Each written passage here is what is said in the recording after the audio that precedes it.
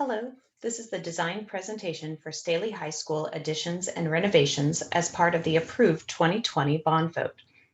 As we begin, I'd like to introduce myself. My name is Jennifer Burka, and I'm a senior architect at Hollis and Miller. I was also the project lead for this scope of work. I'm pleased to present to you today the amazing construction work happening behind the scenes at Staley High School with the construction efforts of McCown Gordon. Even though I'm the only one presenting to you today, just know that there is a full design and construction support team assisting to make this project a success for your students and community. Beginning in the early months of 2020, we began working with district and school leadership members, as well as several teachers and coaches, to refine our scope of work and expand on the learning environment of Staley. We hope this presentation is a way to bring you along in our design process and to give you an opportunity to see what is coming soon. To begin, let's take a look at the overall site plan and discuss areas that are being specifically impacted. Our scope of work includes additions to the two parking lots, both of which were completed in the summer months of 2020, two new additions at each end of the high school, interior renovations of wrestling, cafe scramble, sped suites, and the student locker commons. The current slide focuses on the first floor plan of Staley High School, and you'll notice the areas of renovation highlighted in yellow.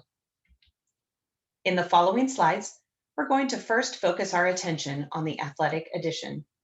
And to give you a quick overview on this presentation, we're going to present the new addition floor plans, followed by interior perspective views, and then conclude with the exterior design on each portion of the school. So let's begin with the scope of work for this athletic addition and how it will be captured adjacent to your current auxiliary gym. To help orientate you with your location in this slide, we are looking at the first floor plan of the western athletic end of the building. I've gone ahead and placed a gray block over the existing spaces. Those represent the main gym, the auxiliary gym, and current locker rooms. The blue area now highlights a new third gym with a full basketball court and area for batting cages. The dark green highlights new varsity locker rooms for both men and women's sports with adjacent restrooms. The lighter green serves as a central team room that is accessible from both varsity locker rooms. The orange represents new coaches' offices, and red is for a new public restroom and support spaces. This addition continues the circulation through a main corridor, as you see highlighted by the orange arrow. As we take a closer look at the new gymnasium, I'm showing an enlarged floor plan and a 3D axon view to the right. This third gym will include a new 84-foot basketball court with wood floor, and adjacent to the court will be two new indoor batting cages. These cages will be able to retract fully up into the ceiling when they are not in use. In addition to these elements, a dividing curtain will be available for multiple practices to simultaneously occur. The following slides show interior views of the athletic addition. This first rendering illustrates the new third gym with the wood floor, interior finishes, and graphics. Each corridor leading to the varsity men's and women's locker rooms will have new graphics and opportunities to highlight different sport achievements in the form of interchangeable photographs. Within each of the varsity locker rooms, those rooms will serve 24 athletes with a connecting restroom and shower. Upgraded wood lockers, a durable floor, and new graphics will enhance the space in addition to natural daylighting through the windows. Situated between those two varsity locker rooms, the new team room will function as a dual classroom and meeting space for halftimes, post-game discussions, and sports education. The team room will be accessible from both locker rooms as well as both coaches' offices. As we move upstairs to the second floor, I have again placed a gray block over those existing spaces. Those represent the two gymnasiums, and on the second floor, the boys' wrestling room. The blue highlight captures the two-story volume of the new third gym. Orange represents the new weight room, location to be over the varsity locker rooms below. And the purple area represents the renovation of the existing weight room into a new facility for girls wrestling. Similar to the first floor, the main circulation through this space occurs along the main corridor and terminates at a new stair leading down to the main level.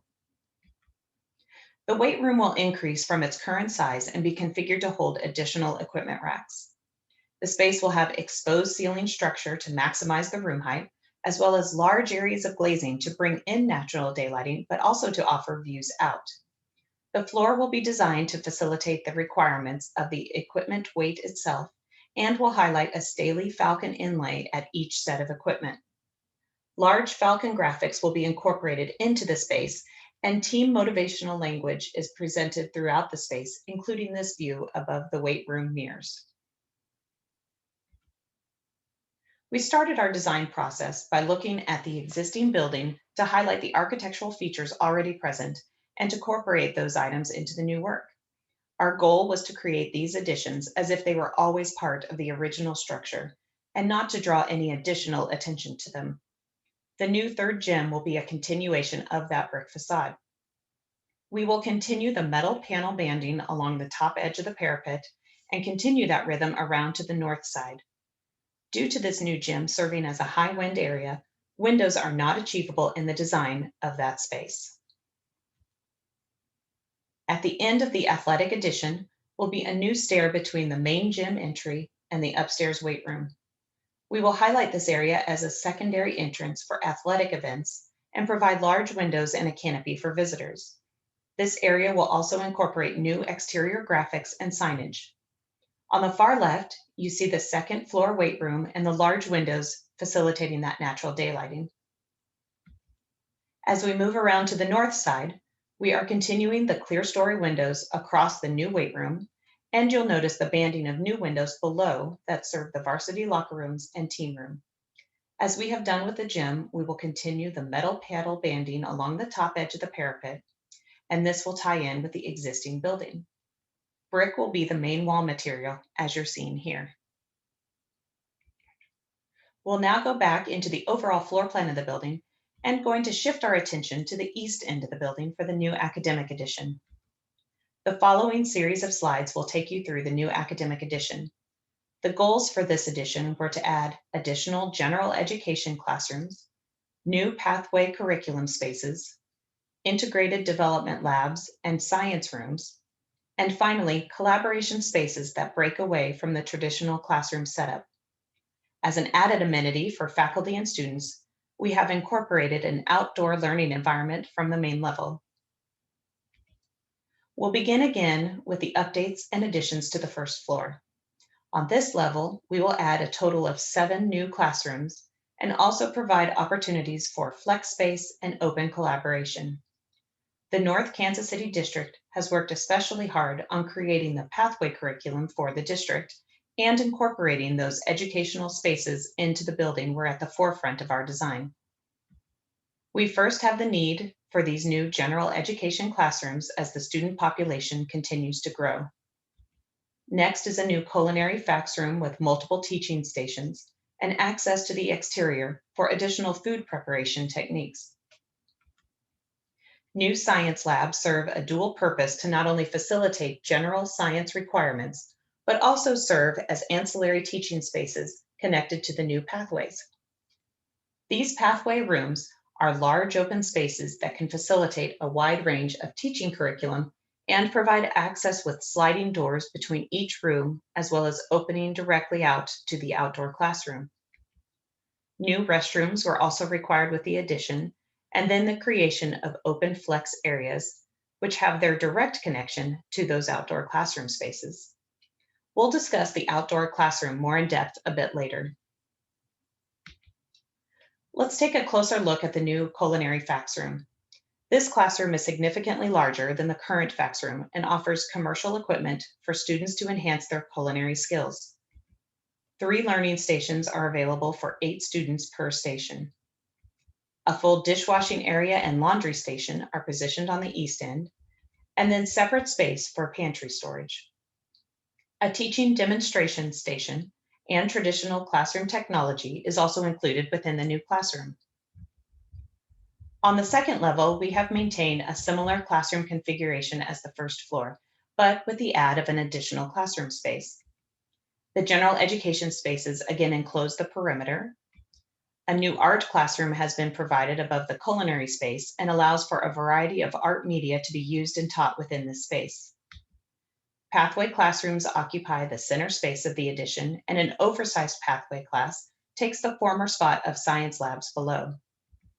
Again, we are creating new restrooms on the second floor with the addition of a separate private restroom facility. And finally, open flex areas are provided as a central neighborhood gathering on each side of the pathway rooms.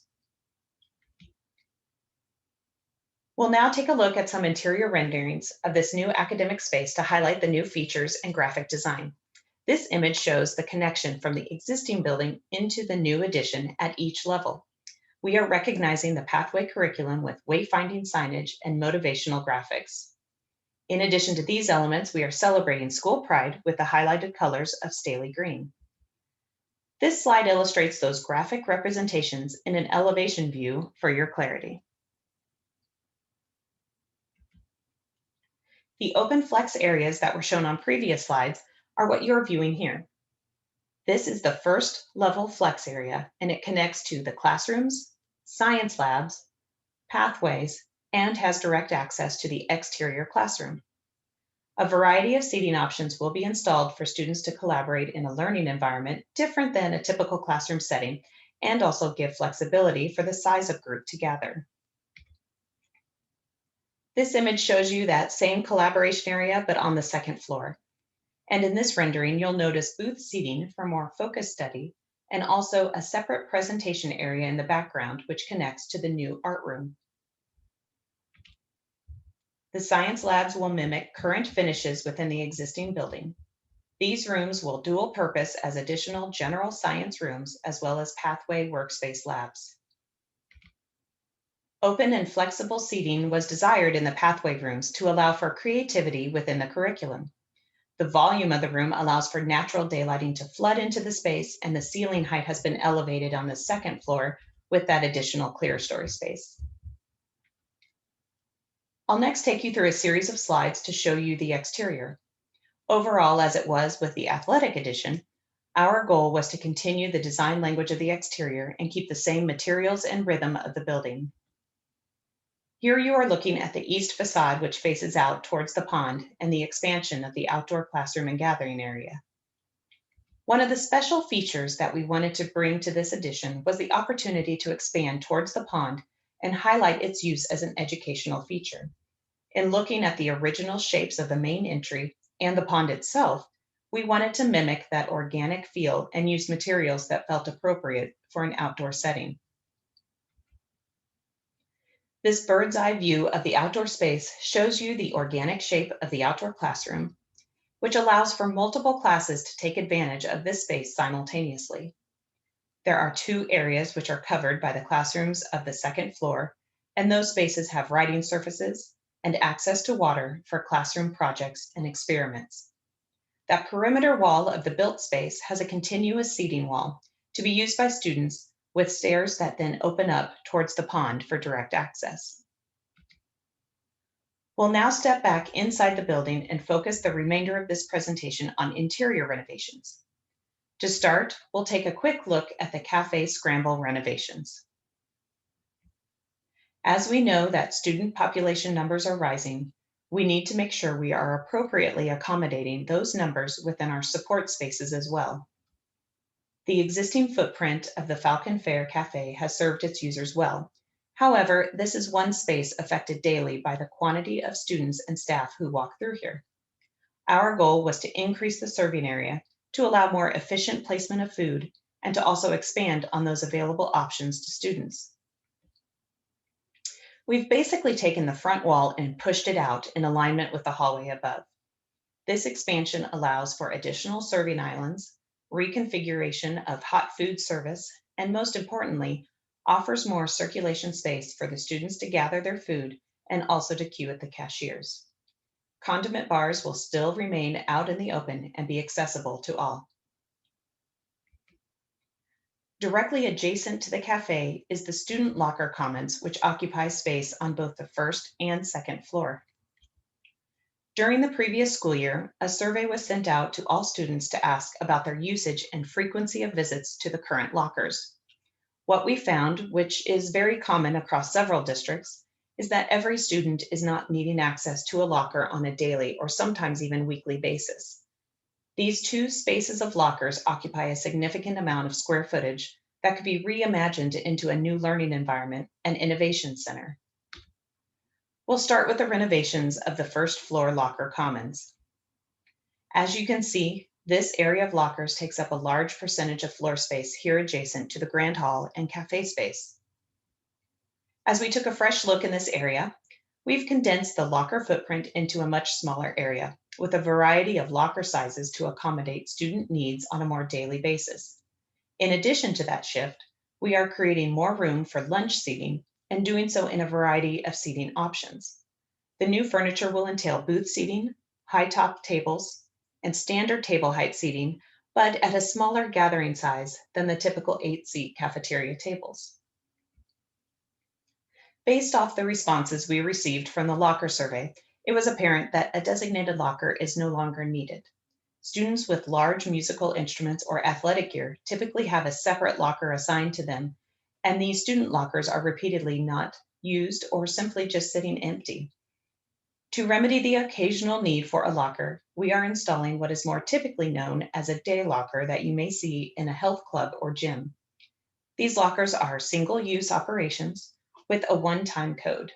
Students may choose their size of locker needed based on that particular day and its needs. So that means we have installed a variety of full height, half height, and even cubby side lockers to accommodate changing needs for the storage size. We took a different approach as we looked at recreating the locker common space on the second floor. Again, in this slide, you can see the large footprint currently occupied by the student lockers. In conversations with district leadership and Staley faculty, there was a high importance placed for more innovation space and business development for students as it relates to the district's portrait of a graduate.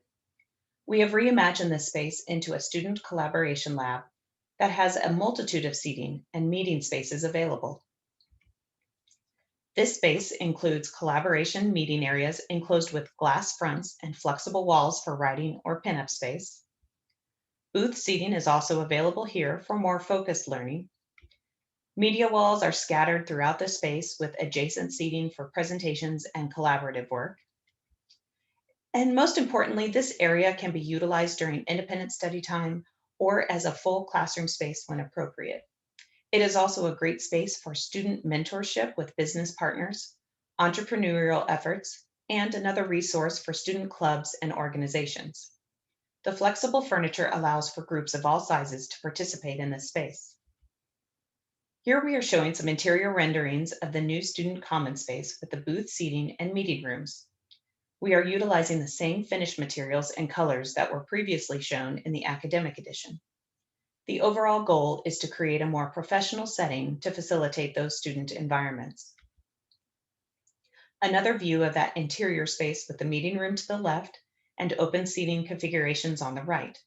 You'll also notice a large wood installation in the two-story opening on the far right. This graphic installation brings a warmth to the space with the wood tones and the subtle school pride with hints of green and Staley text. Additional media stations available with the corresponding seating are shown to you in this slide. And just a final image showing more of the seating options and student commons area with those meeting spaces in the background. And finally, we'll discuss the last portion of the interior renovation with the special education suites. As spaces open up with the movement of the early childhood program and also some shifts within the special education program itself, there was a need to reconfigure a few spaces. I'll briefly highlight those moves in the next few slides. The North Suite was previously occupied by the early childhood program, and these spaces will now be converted into a new goals classroom. It will also have an expanded restroom to accommodate those students' needs. and a connecting teaching kitchen. The academy space directly north of this suite will remain unchanged. In the current SPED suite, many of the existing spaces are going to remain the same. The former Goals classroom will transition into a room focused on the autism program. Some minor shifts will occur to eliminate 2 conference rooms and combine them into an exercise room for physical therapy. We will then be renovating an existing storage closet into a new second restroom and providing some upgrades to the existing restroom. Finally, storage room updates will also be occurring within the suite. To conclude this presentation, I'll give you a high-level view of the construction schedule and what to expect for this year. As we look at the full project, mentioned above, parking lot updates occurred in summer of 2020 and have concluded. Construction began at the end of 2020 for the new addition work as we began temporary fencing and earthwork. This new work will continue through the spring semester here of 2021. Interior renovations will then begin and occur during the summer months of 2021. Construction is then scheduled to conclude at the end of December of this year, and spaces will be ready to occupied by students and faculty in January of 2022. I appreciate your time today and stepping through all these exciting changes happening to Staley. The Hollis and Miller team has genuinely enjoyed working with the Staley and North Kansas City team to create and design these additions and renovations. We're really excited to see construction continue to push forward and hope this presentation has helped to give you a peek inside and to anticipate what is to come. If you should have any questions, please do not hesitate to reach out to Dr. Smith, and he can direct any specific questions to the design team or the construction team as necessary. Thank you.